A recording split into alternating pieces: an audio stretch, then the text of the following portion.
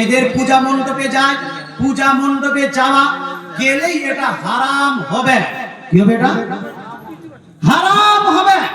কুকুরের মাংস খাওয়া যেভাবে আমাদের জন্য হারাম, শুকরের মাংস খাওয়া যেভাবে আমাদের জন্য হারাম, তদ্রূপ পূজার মণ্ডপে যাওয়া এটা হলো আমাদের জন্য হারাম। কথা বোঝা গেল? আর একটি বিষয় খুব মনোযোগ সহকারে শুনুন। আর যদি কোনো ব্যক্তি পূজার মণ্ডপে গিয়ে আপনার কালীকে, দুর্গাকে, লক্ষ্মীকে রেসপেক্ট করে অথবা তাকে আপনার কি বলছে দেবী হিসেবে মান্যতা দিয়ে দেয়, তার নামে টিকা দিয়ে দেয়, তার নামে মালা পরে নে, তার সামনে গিয়ে হাত জোড় করে নে, অথবা তার সামনে গিয়ে গীতা বা মহাভারত অথবা ঋগ্বেদ, সামবেদ, যজুর্বেদ কোন শ্লোক পড়ে দেয়, অর্থাৎ পূজার মতো কিছু করে থাকে, তাহলে সেই ব্যক্তি সঙ্গে সঙ্গে ইসলাম থেকে খারিজ হবে, ইসলাম থেকে খারিজ হবে, ইসলাম থেকে খারিজ হবে, সেই ব্যক্তি কাফির হবে। মুসলমান আমরা হিন্দু ভাইদের উপর আক্রমণ করব না, তাদের মন্দিরের উপর আক্রমণ করব না। তারা নিজের মন্দির বানাবে, তারা নিজের মন্দিরে পূজা করবে, সেটা তাদের ব্যক্তিগত ব্যাপার, আছে না নাই? তাদের ব্যক্তিগত ব্যাপার। কিন্তু ভাই ধর্ম যার যার মানতে হবেও তাকেই, ধর্ম যার যার, উৎসব সবার এই গল্প চলবে না। এটা ইসলামিক গল্প নয়, এটা ইসলামের বিধান নয়। ইসলামিক বিধান হলো ধর্ম যার যার, উৎসব তার তার। ধর্ম যার যার না, উৎসব সবার। সবার কি করে হলো? হে মুসলমান, কি করে সবার হলো? আপনি যখন শবে বরাত পালন করেন তখন কোন হিন্দু ভাই আপনার শবে বরাতে আসে? বলেন না, হিন্দু ভাই শবে বরাতে রাত্রি যাপন করে ইবাদত করে? করে না। যখন আপনি যখন লাইলাতুল কদর পালন করেন তখন কোন হিন্দু ভাই কি আসে লাইলাতুল কদর পালন করে? করে না। আপনি যখন কুরবানি করছেন কোন হিন্দু ভাই এসে আপনার মতো খাসি কুরবানি দেয় না। আপনি যখন রোজা রাখছেন এই রোজার উৎসবে কোন হিন্দু ভাই এসে আপনার বাড়িতে রোজা রেখে ইফতার করে না। মুসলমান আপনাকে বলতে চাই, আপনি যখন নামাজ পড়ছেন নামাজ পড়ার সময় আপনার কোন হিন্দু ভাই এসে নামাজ পড়ে না। শবে বরাত তারা পালন করে না, শবে মিরাজ তারা পালন করে না, লাইলাতুল কদর তারা পালন করে না। তাহলে ধর্ম যার যার, উৎসব সবার কি করে হলো? আপনি শুধু কালী পূজা, দুর্গা পূজা, লক্ষ্মী পূজাতে যাওয়ার জন্য মুসলমানের মুখ থেকে এটা শোনা যায়, অন্যদের মুখ থেকে শোনা যায় না। মুসলমান আপনাকে বলতে চাই, আমি বলবো যে ধর্ম যার যার, উৎসব তার তার। যে যার ধর্ম পালন করে সে সেই উৎসবটা পালন করবে। মুসলমান আপনাকে বলতে চাই, নো নো নো মুসলমান, আমি বলছি না। ইসলাম বলছে কোন হিন্দু যদি অসুস্থ থাকে তাকে যদি আপনি সাহায্য করেন নেকি পাবেন। কোন হিন্দুর যদি ব্লাডের প্রয়োজন হয় আর কার কাছে যদি সে ব্লাড না পায়, রক্ত না পায়, আপনি যদি সেই রক্ত দিয়ে সেই হিন্দু ভাইকে বাঁচান আপনি নেকি পাবেন।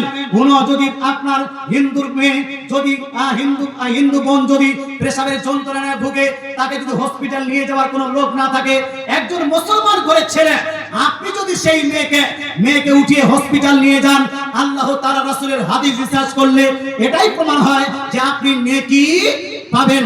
কোন যদি হিন্দুর কাছে কাপড় না থাকে আপনি কাপড় পরিধান করালে নেকি পাবেন। কোন হিন্দুর কাছে যদি টাকা না থাকে আপনি টাকা দিয়ে সাহায্য করলে নেকি পাবেন। কোন হিন্দুর বাড়িতে যদি খাবার না থাকে আপনি যদি তাদেরকে খাবার খাওয়ান আপনি নেকি পাবেন। এটা হলো মানুষত্ব, এটা হলো মানবতা। এই মানবতা দিয়েছে কে? ইসলাম। এই মানবতা দিয়েছে কে? কোরআন। এই মানবতা দিয়েছে কে? রাহমাতাল লিল আলামিন, আমার দয়ার নবী। সরে বলে সুবহানাল্লাহ। কথা বোঝা গেল ভাই? কিন্তু আমার রাসূলুল্লাহ সাল্লাল্লাহু আলাইহি ওয়াসাল্লাম কোনদিনে ওই আপনার কাবা শরীফে গিয়ে মূর্তির সামনে হাত জোড় করে, এই মূর্তির সামনে হাত জোড় করে নি, মূর্তির নামে যারা টিকা লাগায় নি। মুসলমান, তাই আমি বলতে চাই মুসলমান ঘরের ছেলেরা পড়াশোনা করবে না? করবে না? করবে না? করবে না? করবে। আরবিক পড়বে, দুনিয়াবি শিক্ষা অর্জন করবে, জেনারেল শিক্ষায় শিক্ষিত হবে। মুসলমান ঘরের ছেলেরা মাধ্যমিক পাস করবে, উচ্চ মাধ্যমিক পাস করবে, এমএ পাস করবে, বিএ পাস করবে, এমফিল পাস করবে, পিএইচডি করবে, আপনার মাস্টার ডিগ্রি করবে, তারপরে বিএড করবে, এমএড করবে, কম্পিটিটিভ জেনারেল এক্সামেও তারা বসবে। মুসলমান কিন্তু আপনাকে বলতে চাই মাধ্যমিক পাস করার জন্য দোয়া করব কার কাছে? এজোরে বলেন না, মাধ্যমিকের পাস করার জন্য দোয়া করব কার কাছে? আল্লাহর কাছে। উচ্চ মাধ্যমিক পাস করার জন্য, রেজাল্ট ভালো করার জন্য দোয়া করব কার কাছে? আল্লাহর কাছে। জ্ঞান চাইবো কার কাছে? আল্লাহর কাছে। নলেজ চাইবো কার কাছে? আল্লাহর কাছে। সম্পদ চাইবো কার কাছে? আল্লাহর কাছে।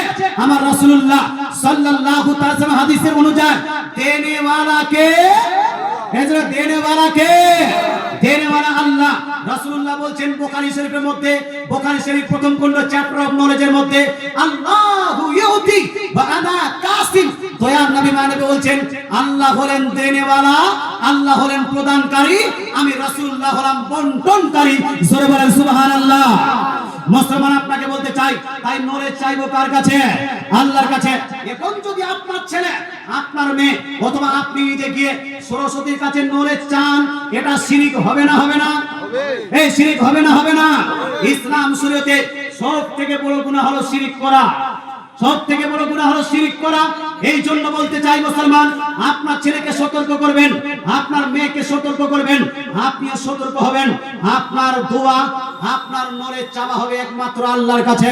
তাই ভাই, মৌলবি দেখছি বাংলাদেশে কিছু মৌলবি, বাংলাদেশে কিছু মৌলবি, জামাতে ইসলামের মৌলবিরা ওই আপনার পূজা মণ্ডপে গিয়ে তাদেরকে সাধুবাদ জানাচ্ছে, তাদেরকে আপনার কি বলছে, শুভেচ্ছা জানাচ্ছে। নো নো নো নো, আপনি শুভেচ্ছা জানাতে পারবেন না। পারবেন ভাই? শুভেচ্ছা জানাতে পারবেন না। এটা দুনিয়াবি জিনিস নয়। যখন রিলিজিয়াস অ্যাসপেক্ট আসবে, রিলিজিয়াস ম্যাটার আসবে, তখন রিলিজিয়াস ম্যাটারে আমরা হব সত্য, আমরা হব স্ট্রিক্ট, আমরা হব নিজের ধর্মকে পালনকারী, অন্য ধর্মকে গালি দিব না, তবে নিজের ধর্ম ছাড়বো। এই অন্যকে অন্যের ধর্ম গালি দিব না, কিন্তু নিজের ধর্ম ছাড়বো না। আল্লাহ তাআলা আমাদের বুঝার তৌফিক দান করুন, আমল করার তৌফিক দান করুন। বলেন আমিন। একবার দরুদ শরীফ পড়ুন, আল্লাহুম্মা।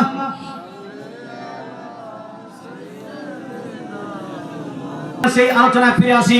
আলোচনাটা হলো এই, জেনা ব্যভিচারী থেকে কিভাবে মুক্তি পাবো, কিভাবে দূরে থাকবো। মুসলমান আমরা এই দিকে ধ্যান রাখি না। মহিলারা দিয়েছে নাকি? এই মাশাআল্লাহ, আমার মা বোনেরা অনেক টাকা দান করেছেন, আল্লাহ তাআলা দানকে কবুল করুন। বলেন আমিন। জোরে বলেন আমিন। আমি মহিলাদের প্রসঙ্গে কিছু ইনশাআল্লাহ আপনি দিলেন কি নাম? 1 2 3 জি মুমতাজান জালসা কেশিয়ার, জালসা কেশিয়ার মুমতাজান দাদু আমার দিয়েছেন 2000 টাকা নগদ। একবার নারা লাগান তো, নারায়ে তাকবীর। জোরে জোরে নারায়ে তাকবীর।